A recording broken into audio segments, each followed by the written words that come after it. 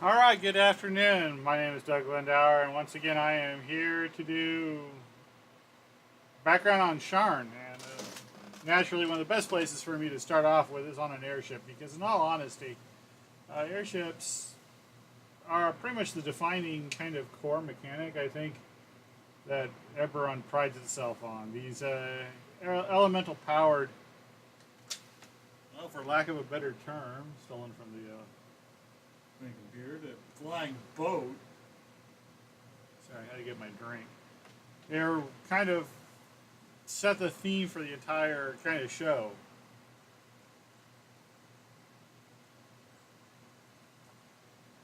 As such, we're probably going to take an airship to Sharn.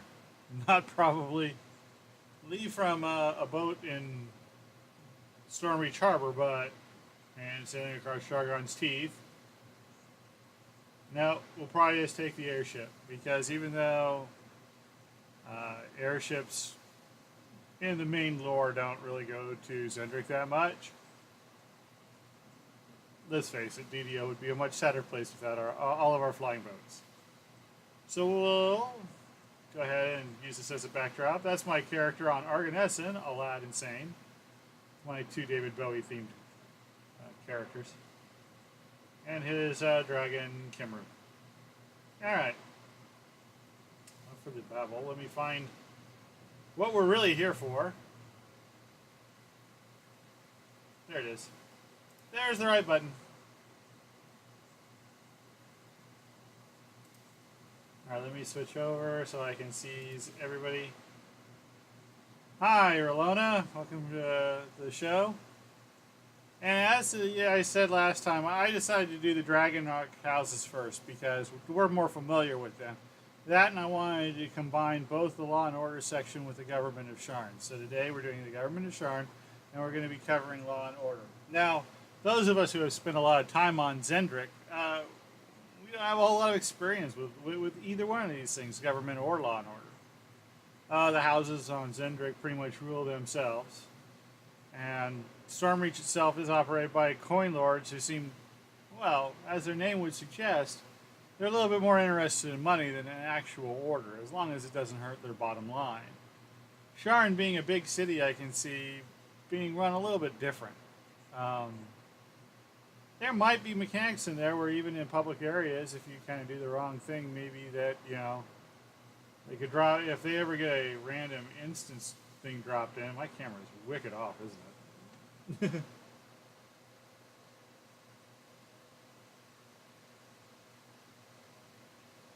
think that's good. Sorry, my cat got behind there. Anyway. Yeah, that's good. So, like I said, if they ever get the random instance thing worked out or whatnot, or even if that's something they're interested in later, we might be able to see a little, well, it becomes a chase scene, as they said in Snow Crash. I will make a lot of pop culture references, but that's okay. And Eberron, I kind of got the thing that Eberron was the more serious pop culture one, and we all know what happened to the more loony one. It became probably the greatest webcomic ever written.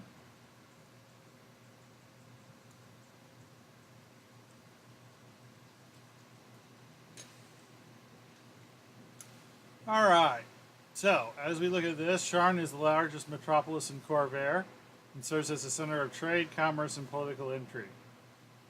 The Dragonmark houses consider themselves to be sovereign entities. As such, they prefer to avoid interacting with the crown whenever possible. As a result, the houses conduct considerably more of their business in Sharn than in the royal capitals of the Five Nations. So, the Dragonmark houses always have been kind of independent of the lands they inhabit. That being said, just like it's obviously a parallel to modern day where, in the United States, the government's in New York City. Business is done, or I'm sorry, Washington, D.C., and business is done in New York City. We see that in a lot of places for the longest time. The government of China was Beijing, but you did your business in Shanghai. You did your business in Hong Kong. There are a couple of, you know, nations that have a really centrified focus. Japan and Tokyo being one. Russia and Moscow. Uh, France and Paris. But when we even look at modern day, say Germany, even the government's kind of spread out in Germany. Yes, the main halls are all in Berlin, but the justice ministry is still in the old federal capital of Bonn, and you have, you know, the primary financial capital of Germany, of course, is Frankfurt am Main. So we can see parallels with this already. Sharn is definitely, they don't call it the City of Towers for any reason. There's obviously a parallel to the world's first vertical city, New York. All right. That was a little longer than I wanted, but it is what it is. Bureaucracy mires Sharn's political landscape. In addition to the massive amounts of work involved in maintaining the city itself, Sharn also administers Baelish law to the surrounding region, collecting taxes and revenue on the behalf of King Barnell. The city is filled with ministers, beadles, bailiffs, and minor functionaries of all shapes and sizes. However, it is unlikely that a player character is going to become intimately involved with the repaving of roads or the system of agricultural tariffs collected by the ministers of Sharn. And at this point I become crushed, because who doesn't want a quest about repaving roads? I'm sorry, I'm a bad person. As a result, the section focuses on the pinnacle of Sharn's government, the people at the top who have the power to set adventures in motion.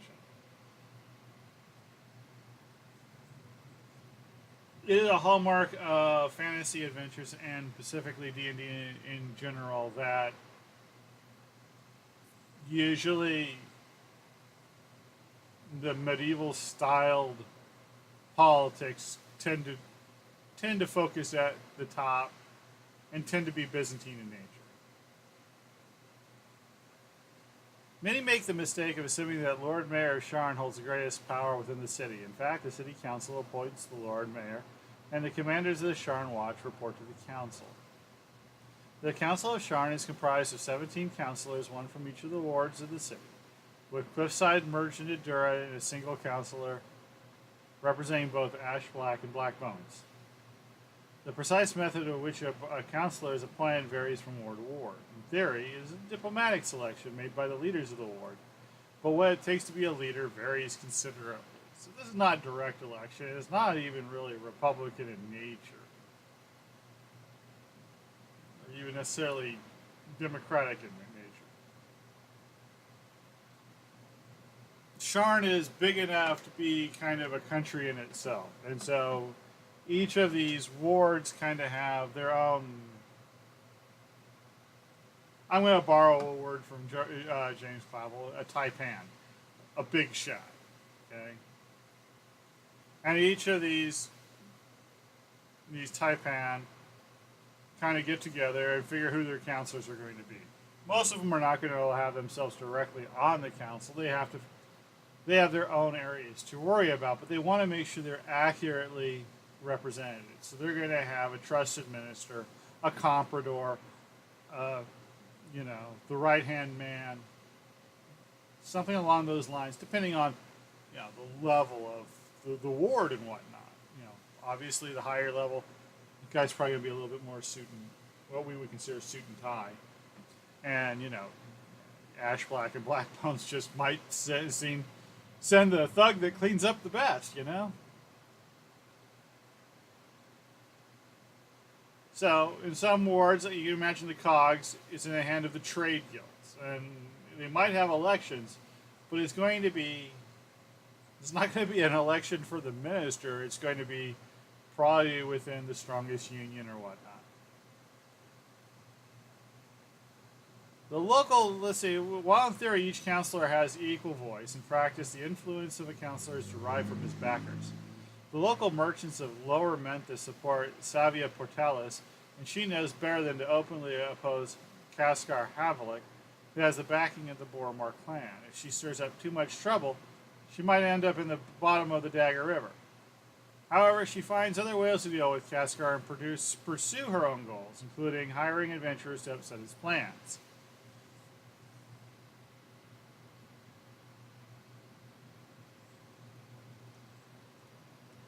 Plots within plots, plans within plans, machinations.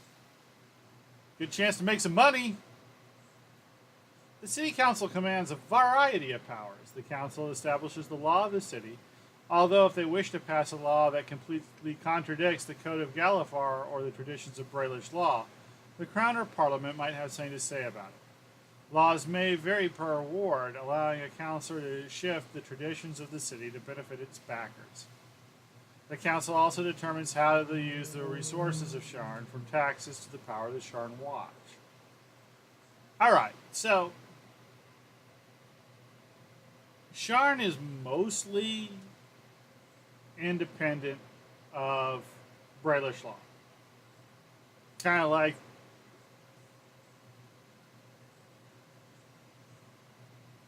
how sometimes, even no matter what the administration, let me put that out there before I get into this, but no matter what the administration, usually Washington D.C. finds contradictions between it and a handful of states, California being one, obviously. This is kind of the same thing. You can kind of see the Code of Galifar and the traditions of Brailish law being the federal laws, but Sharn's always going to try to push those to serve its own agenda, for good or for bad. Sometimes, though, the king is going to get like a little in their face about it.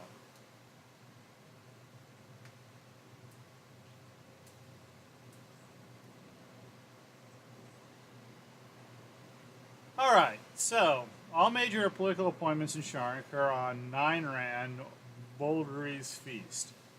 I don't have the calendar of Eberron before me, so I don't know what that is.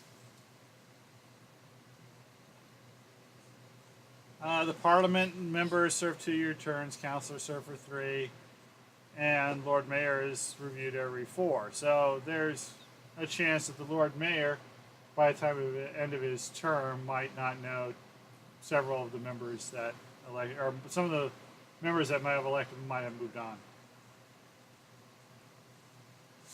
Each member of the council has her own agendas and supporters, so let's take a look at some of them. In Upper Central, we have Javon Tamalin, who is a shrewd man and a tough bargainer representing House Leander. Although he's no longer with the house. He is a fair man, believes that hard work and dedicated to a task should be rewarded. However, his greatest concern is protecting the interests of the people of Upper Central. The problems of the poor of Lower Dura hold little interest of him. In the Middle Central, we have Sorik Sesnos, who is a clever man and a brilliant orator, who is one of the oldest and most influential voices on the council. But he's greedy. His supporters are aggravated by the growing economic gap between Middle and Upper Central. His frustration is compounded by the rising success of Tamalin, and every month he becomes increasingly obsessed with Tamalin. Sorik is determined to humiliate Javon and bring down his fortunes. Wow, okay. That's like some really petty stuff. Alright. Sava Carissa, one of the most outspoken members of the council, espouses a wide range of radical philosophies and political views. She honestly does the best she can help all people of Sharn instead of trying to advance her political career or protect her supporters. This has earned her enemies on the council, and if she's not careful, the Boromar clan will try to have her removed from the office permanently. We all know who that sounds like. Yeah, well, of course, Rolona. Upper Menthis, so this is like the university area. Thurik Devani, as a male gnome, is cunning and deceptive as any Zalaga gnome. He had gained his seat on the council through a clever combination of flattery and blackmail. And he has a hold of many of the more powerful merchants of Memphis. He has strong ties with the clan and the Zalago embassy, and often uses his influence to help these allies. But he's interested in his own power. And you could get caught in his web of conspiracy and deception. Sounds like a real winner. Middle Memphis is represented by Kaskar Havilet, born in Talenta Pangs. He's a halfling, yep. And a barbarian. Nice. He worked as an enforcer for the Bormar clan, and it was also a remarkably skilled clawfoot racer, and at the time he became a celebrity in Little Plains. Boromar helped him transform his fame into a political cachet, eventually earning him a seat on the council. He enjoys the prestige of the position, but is not really a political maneuverer. Gee, this guy sounds like so many celebrities turned politician. I'm not going to mention any names, not particularly any ones from California, but you kind of get the idea. Lower Memphis is represented by Savia Porteles, who owns a brothel and firelight. Great. This probably won't come up in the video game. I mean, we kind of had one already, but I don't know. I don't think they want to go that out there. Tucked in a quest is fine. She is extremely sharp at the business, but is currently caught in a bind. She has grown tired of paying tribute to the Boromar clan and the tyrants in order to run her business. Alright. She wants to run an honest and open brothel. Upper North Edge is Mazda Thadian, one of the oldest, richest, and most respected elves in the city.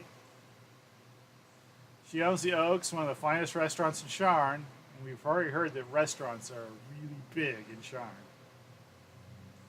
She is stubborn and set in her ways and fights to maintain the status quo and uphold tradition. She sounds boring.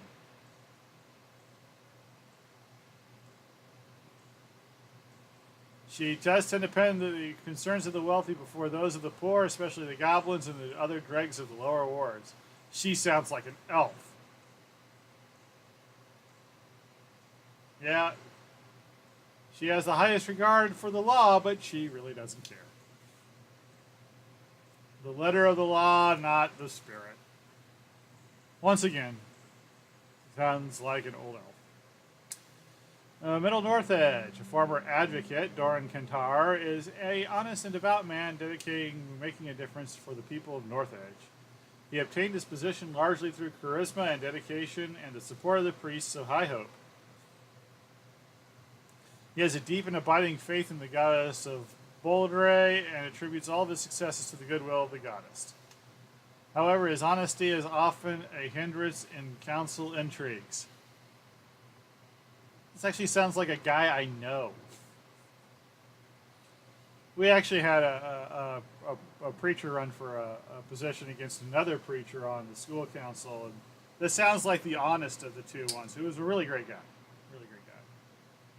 I'm glad he's not like the other ones. I might be able to deal with Doran Kantar. Lower North Edge, born in North Market, Shassatar, is a political animal. She comes from a long line of merchants and is an expert negotiator. While she is not as devious as Thuric Devandi, she has been successfully able to juggle alliances with all the major factions within the council. Shasa herself owes her allegiance to both the merchant lords of Lower North Edge and Sharn Shifter community, and does what she can to help both of these groups. Upper Tavik's Landing. This ward has always had an isolationist attitude, in many ways considering itself to be a separate city within Sharn. Bastan Yatan has represented this community for the last 30 years. A wealthy barrister from one of the 60, he has a strong connections to the Boromar clan, so he's kind of like he's kind of like a boss Tweed type guy. However, he has a secret. He is an agent of the Dreaming Dark. There's a lot of Dreaming Dark here in Sharn, guys. I really hope we get like this big expansion from the IQ.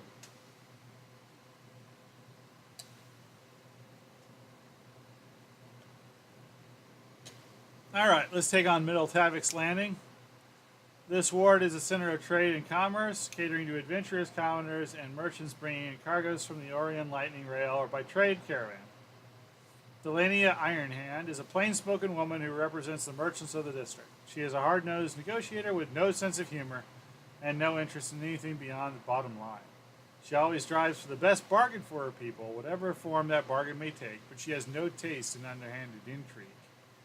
As a result, she opposes the scheme of the Boromar Blanc.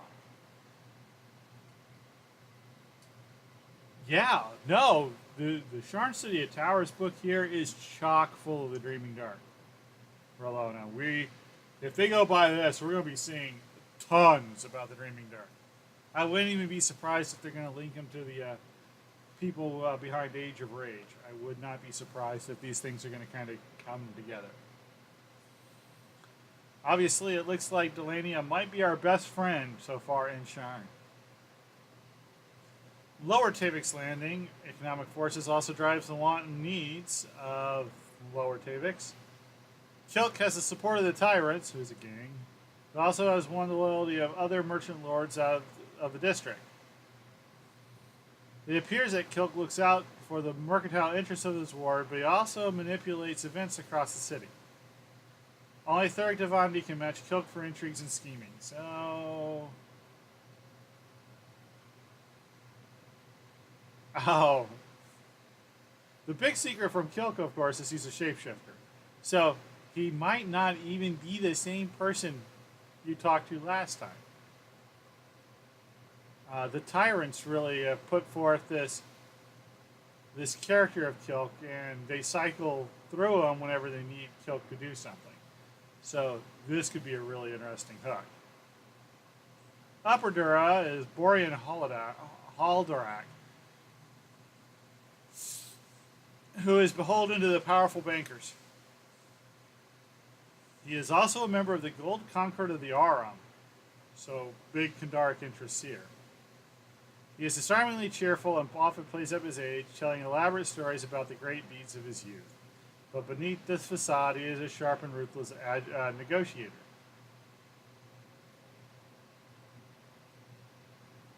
Okay, we have this big long thing. Middle Dura has Hurut, who is a mysterious figure on the council, keeping his own council and advancing his own agenda. He's a druid with a particular affinity for owls. It just kind of looks like he's just a guy from Middle Dura who likes owls. Lower Dura is best down at your Ton. Oh wait, no. This is the time about the Boromar clan. Lower Dura has the key piece of the Boromar clan, Illyra Boromar herself. She reports directly to the head of the clan and has the authority to make executive decisions for them. She is one of the 60 members of the 60 families of Sharn, which we'll probably get to later. And she is the most ruthless and dangerous.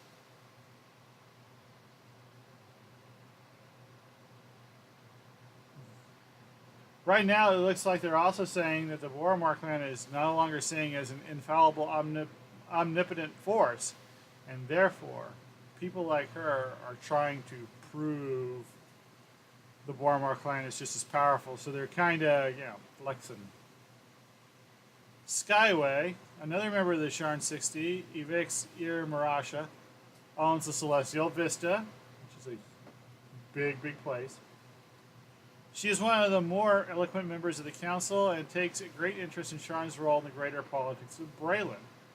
She is part of the cabal that believes that monarchy should be abolished when King Bornel dies. So she's a little bit more powerful people should be in power, not some ancient family that just happens to have the throne. The cogs bring us to Nolan Toranak, who represents the industrial powers behind Ash Black and Blackbones. The nobles and merchant princes of Skyway and the Upper City own many of the foundries in the cogs, and Nolan usually assigns himself with one of the more eloquent counselors. The one issue he does feel strongly about is the status of Warforged. His children were killed by the Warforged in the last war, and he has never forgiven House Caneth or the Warforged as a whole. If Nolan had his way, all four Warforged would be melted down or banished. As it is, he tries to find ways to bypass the stipulations of the Treaty of Thronehold, so Warforged could be treated as property. All right, now all the other people are really interested in like politics and personal power, but this guy's got a vendetta. I can see him being like one of the primary bad guys for any adventure. This guy just, yeah.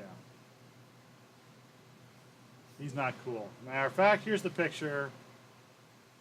These are his supporters, and if they look like people you know, well. All right, the Lord Mayor. While the City Council holds the true power in Sharn, the Lord Mayor is still a force to be reckoned with. The Lord Mayor represents the interests of Sharn in any direct contact with the British Crown, including interaction with the King's Citadel. He also appoints the lesser officials of the city and oversees all issues of daily administration. He has the power to establish trade agreements with foreign governments, to pardon criminals and order arrests and even executions. So a strong Lord Mayor would be a lot like our own local politics, where we had local businessmen who really like doing the golden shovel thing. Oh yeah, it's definitely Relona. Lord of Blades versus Sharn, I can see that. Especially this guy. Especially if he finds out about the Lord of Blades.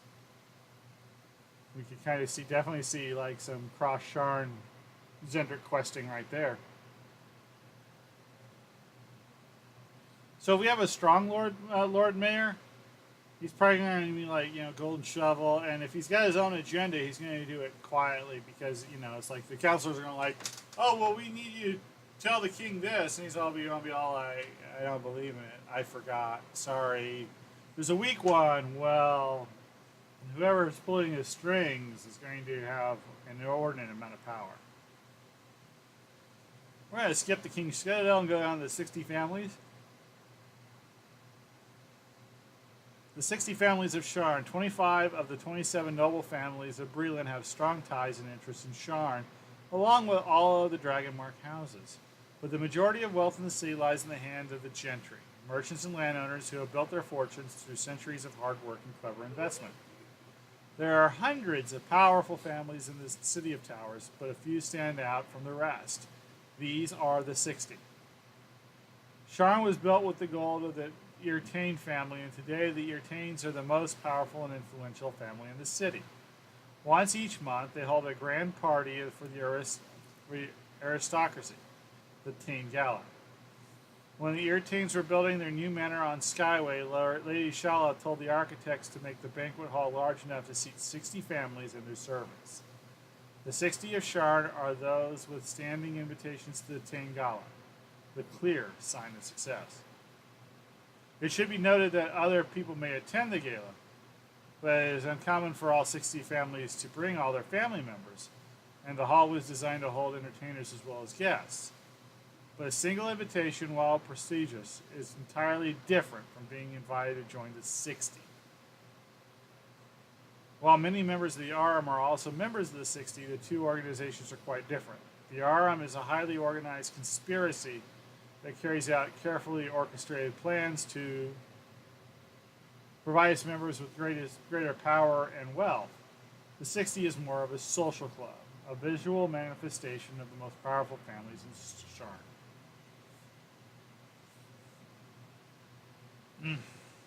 All right, so there's going to be a lot of interacting in here, and we might even see lower families trying to bump up upper families to get it into this, prestigious group.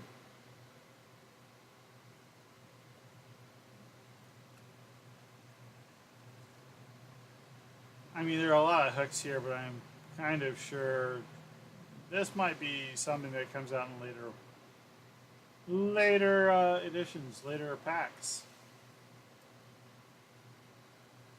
Now we covered this last time. Oh, don't lock.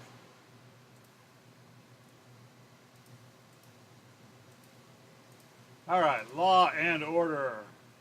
Dun, dun.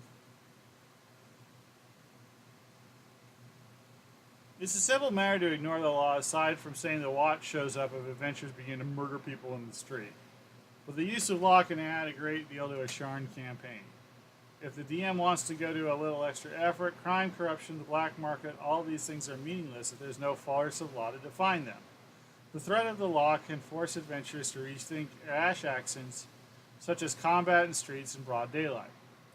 Now, this is going to be important because, unlike, say, Lord of the Rings Online, DDO is an instanced game.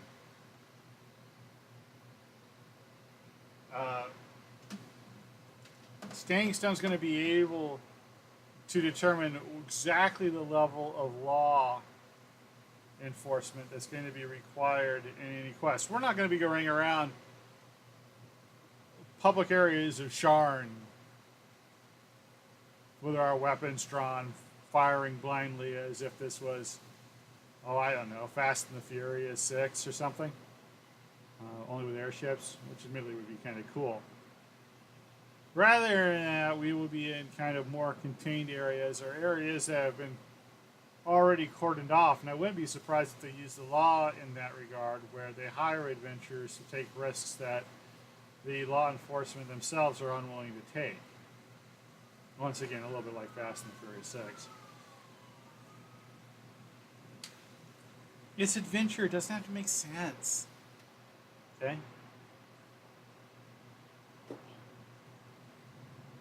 Before bringing the law, the DM should think about the situation. Could this happen in an exciting movie, a good book? Will the players have fun? Or will it simply going to slow things down, spoil the planned adventure, or otherwise ruin the fun for everyone involved? These are going to be more like movie cops, guys. We're not going to be it's like, not like real life, where it's all like, all right, you now have to fill out this report. To fill out the report, you have to use these 9 consoles where you will play the lights out game. I'd leave. I'd be like, no, I don't really need to do this. Best loot in the game? No, not even a farm. But I can see them definitely using law enforcement in a way as like contacts, or you need to do a little bit of their down and dirty work for them, or maybe work alongside them.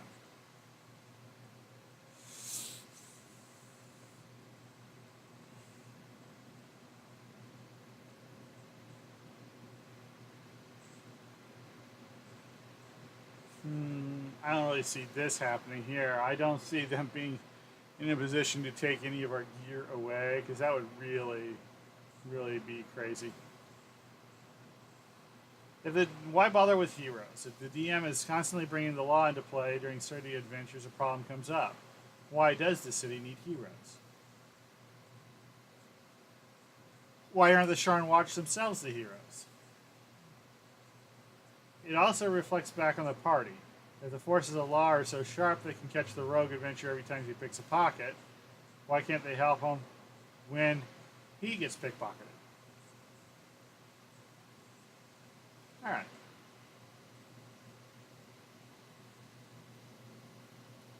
I can see there going to be where they have quests where we're going to avoid the law because maybe we're doing something on the sly for one of the counselors or one of the bigger merchants. Maybe more of an element of stealth. And that might be a problem for characters like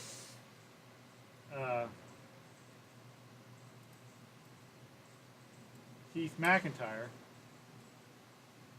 who as a paladin fighter rogue mix sounds a bit like a Walmart falling off a cliff. But it might require us to, as an optional, not interfere with the city guards and maybe find an alternative way where we might need a rogue to pick a lock to access a door, or maybe even a mage to understand a particular ward. I've noticed we haven't seen a lot of in the new quest. We haven't seen a lot of like stat locks where you need like a high int to get through, and maybe we can see a little bit of a return to that. Then there's places like the bad side of town. There are places in Sharn where the watch won't go. The cogs, fallen, hostile home. Well, yeah, I mean, ideally, police are there to serve all parts of town, but there's also the consideration of making it home to see your family. And there are just some places that without enough manpower, they're not going to be able to get into it. And we still see places like this. I mean, people like to say certain places in America are more lawless than others. But I find in my own personal experience as a delivery driver, you'd be surprised at what parts are safe and what parts aren't. And they sometimes don't match up with people's preconceptions. Okay. Love of money, yeah.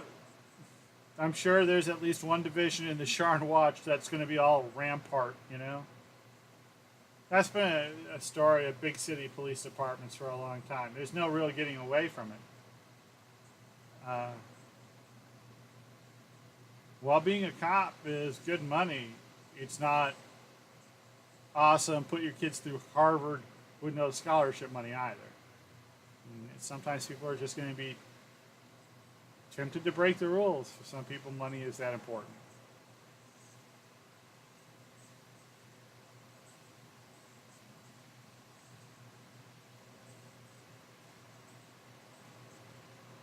And I like this one right here. Jurisdiction, trust, and courage. And when it comes down to it is that sometimes a lot of these quests that we're going to have are going to involve things that, we're going to be like, level 30 adventurers. And we're going to be going up against level 30 appropriate enemies. And that's not something a level 3 police officer is going to want to handle. I'm sorry. The main part of the Sharn Watch is to maintain law and order, to observe and report, and the biggest problems we're really going to have to deal with are with commoners and petty thieves, not adventurers, not supernatural monsters, not true enemies. They're going to need help. They're going to honestly need help, and while they may not contact us directly, they're not necessarily going to interfere with us if we're doing a job they need to do, but absolutely cannot do.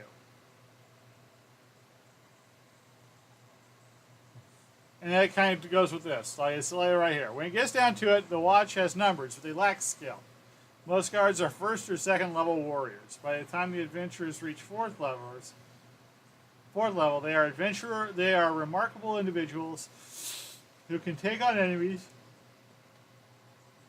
that would defeat an entire platoon of guards. I hate to tell you this, but if I'm an ordinary cop in my Crown Vic or my Ford Explorer now, and I get a call in, and there's some guy who's like literally stolen a fully armed tank, I'm gonna be like, and then I'll help get people safe, but y'all gonna need to call the National Guard to get their tank up here for this. Ain't happening. Who is protected? Braylon adheres to the Galifar Code of Justice. Currently, the protection of law is extended to all citizens of the 12 nations recognized by the Treaty of Thronehold and all members of the Dragon-marked houses. This notably excludes Droam and the Shadow Marchers, although Marchers or Droamites in the employ of House Tharash are protected. As a result, creatures from Droam are not protected by the law unless they are working for the House, and all beings are expected to abide by the laws. So while there is no technical legal penalty for killing a Droamite Gnoll, the Gnoll is held accountable if he murders a Braylon citizen. Wow, okay, so this isn't really quite an inequality thing, because this is actually a result of the last war. They didn't sign the treaty. They're still in opposition of a large part of it, and they were beforehand too. Um,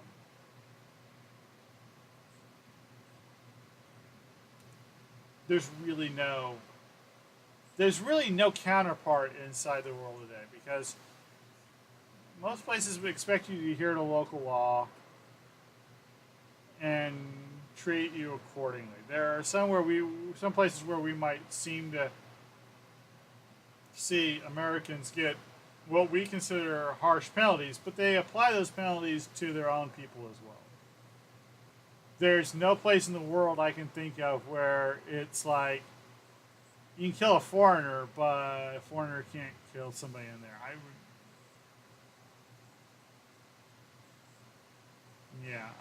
really,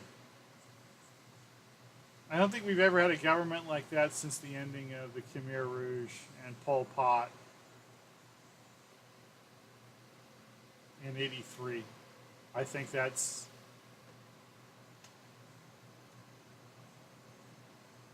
I think that's as close as we get. You can make your own opinions on what goes on individually, but the way the law is written, there's no place I can think of it. Undead are also excluded from the protection of the law, regardless of whether or not they are intelligent. All right, I just read that. I'd like to bring up. This is going to be could be a big problem between adventurers, Sharn, and the Blood of All, because of course the events of what was going on in the Ascension Chamber, and really the really crappy thing that happened. But the law is the law, and I'm sure they're not going to be happy to hear about the return of Arandis Vol. Certainly, that might just shake the pillars of heaven. The Warforged are protected due to the rights granted them by the Treaty of Thronehold, but getting the representatives of the law to always enforce this protection is tricky. This is the obvious parallel, and I won't go into any more about that. I live with it every day, guys. I live with it every day.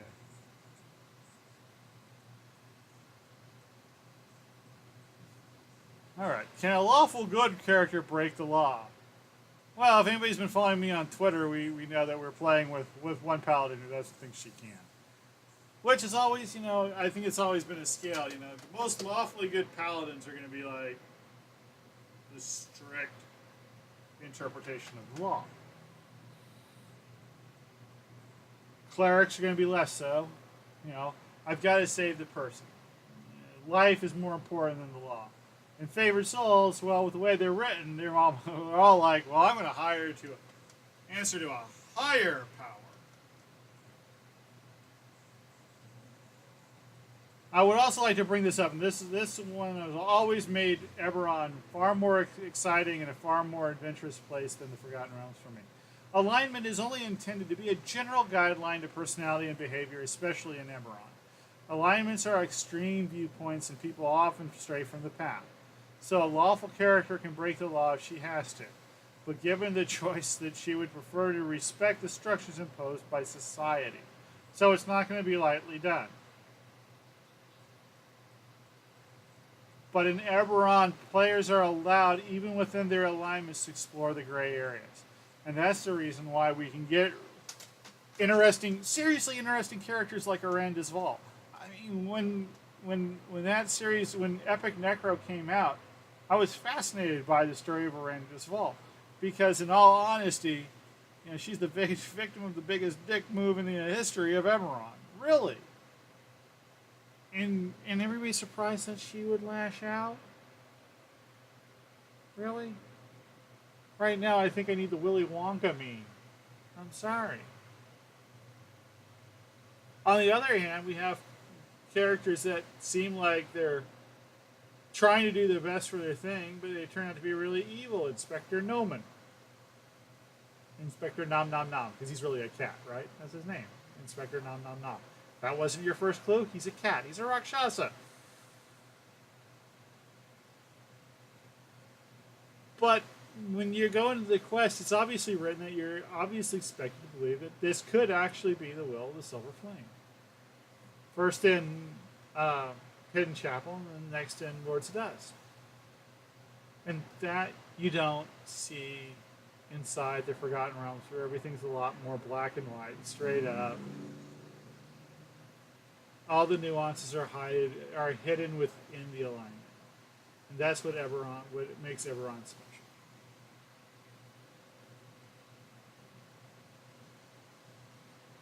Breaking the law. As a civilized city bound to the basic tenets of the British law and Galifard Code, Sharn has a typical set of laws. Assault and battery.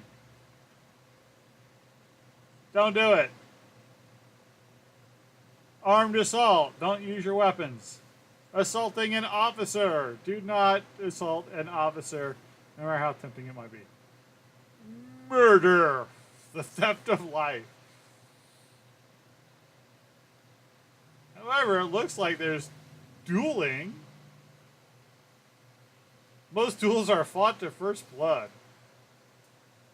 So think of that gargoyle out in the Cerulean Hills. Criminal records. That'd be nice to have them put a system in that might track how wanted you are by the law, but that would be a lot of programming, and I don't see it happening. No, but dueling might be traditional, but it is illegal. While most duels are centered on combat, I love this, though. Duels are also based around displays of skill or magical prowess. Thieves may select a single wealthy target and see who can steal the richest jewel without being noticed. Oh, I love that. Crimes of deception. Now, these are going to be harder to do, but maybe we'll be involved in bringing people to justice for these, such as forgery, fraud,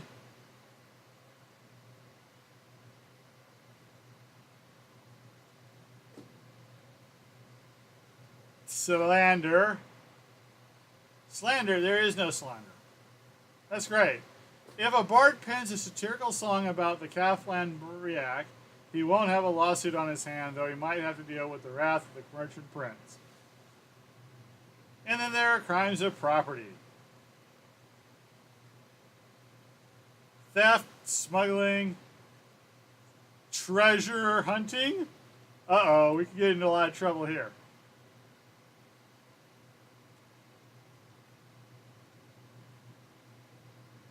It is illegal to plunder or sell the relics of past civilizations for personal gain. So treasures recovered from Zendrick, the Depths, or similar locations are actually contraband. However, you can get a letter of marque so that could be one of our first quests, as boring as it may start to sound. I mean, obviously there'd have to be a pretty good adventure to go with it, but hey, we just got back from Zendrick, and we have to either renew or gain our letter of marque.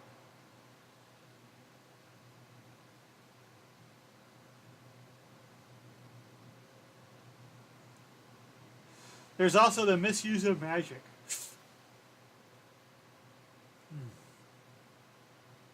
Okay, if you use magic to hurt somebody, it's armed assault.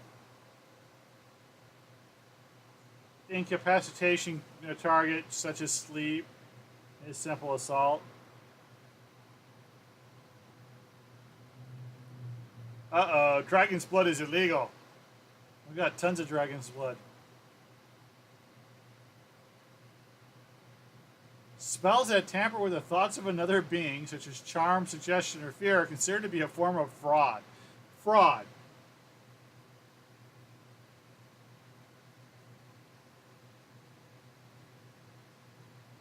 I don't know, you make somebody do one thing they want to do, I think it's a little heavier than fraud.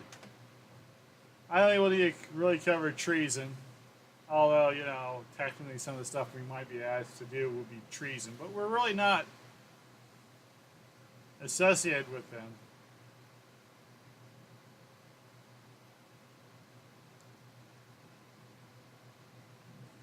It seems like they cover, you know, if you do something against the crown, then it's treason. Even if you're not a member of the crown.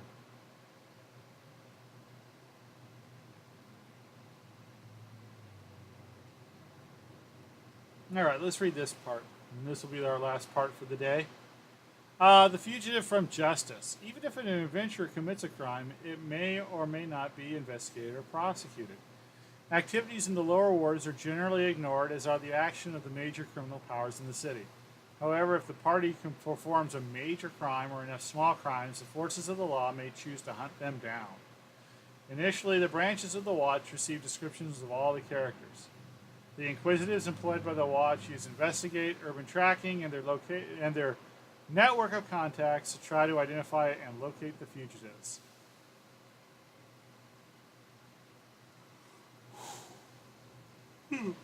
For major crimes, experts from Fairlane or Therax are brought in, and scrying and locate creature are employed. It is quite possible that the party is too powerful for a watch patrol to engage in defeat. Initially, patrols that encounter fugitives call on the criminals to surrender. Resisting arrest adds to the severity of the charges. If the watch does not have the power to bring fugitives to justice, the more powerful forces are brought to bear. Okay, so there's the Red Cloak Battalion that is an elite unit that can be employed against major threats to the city. The Blackened Book is an arm of the Watch trained to track and contain dangerous spellcasters.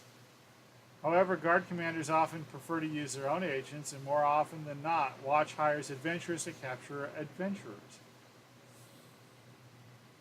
Now, a lot of people are going to read into this, and I know they're going to want it, but I would really... Just the nature of the game means that I still want PvP brought to a minimum. This isn't a game about going out and beating other adventurers up and showing off your EP. Really, in all honesty, that's what's going to happen here. So, a system where they would hire adventurers and you'd go into a dungeon and try to apprehend another six-man band. I can see why it would be possible. I just don't see why it would be plausible. We're all supposedly following the same story anyway. We're just putting it on our own spin on it. So the Sharn Watch is limited to Sharn. However, the agents of the King's Citadel can intervene within Sharn and track you throughout Breland.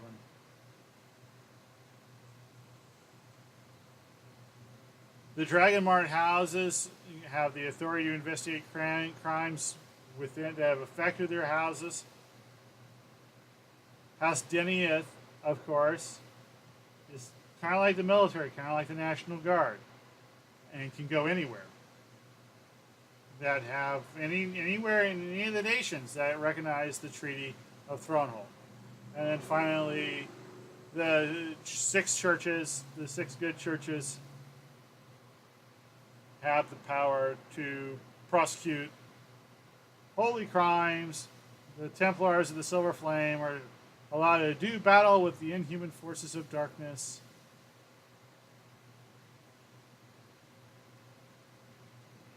It is basically, reading this, the Paladins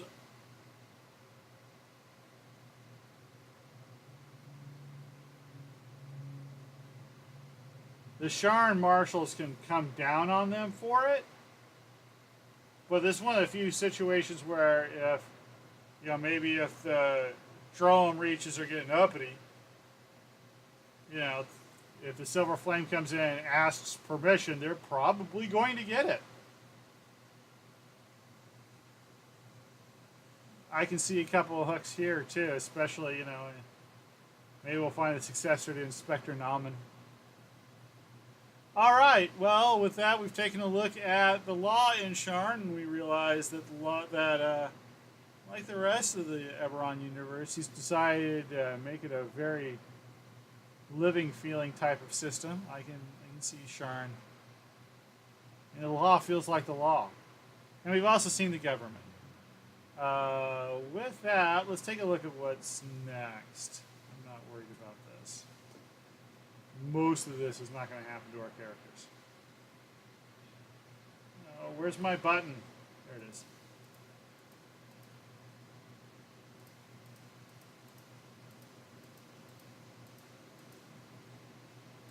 We might take a look at the forces. I really don't see them being a big factor in us. Jeez.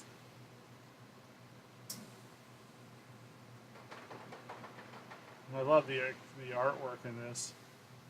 Very comic booky, very 30s pulpish. All right, well that's what's next. Guilds and organizations. That's what we'll be taking a look at next week if everything goes right, and then I'll have to start work, and we'll see if we can continue this before our DDO stream, and if not, then we'll definitely try to find a different place for it. But I'd like to thank everybody for who stopped in, and for anybody who then goes back and watches this, I'm going to probably tomorrow put these first four episodes up on YouTube and put them up through CavalierCavalry.com. With that, I'd like to wish everybody peace and good questing, and I hope to see you all in the game, especially when Sharn drops, whenever it drops. Thank you.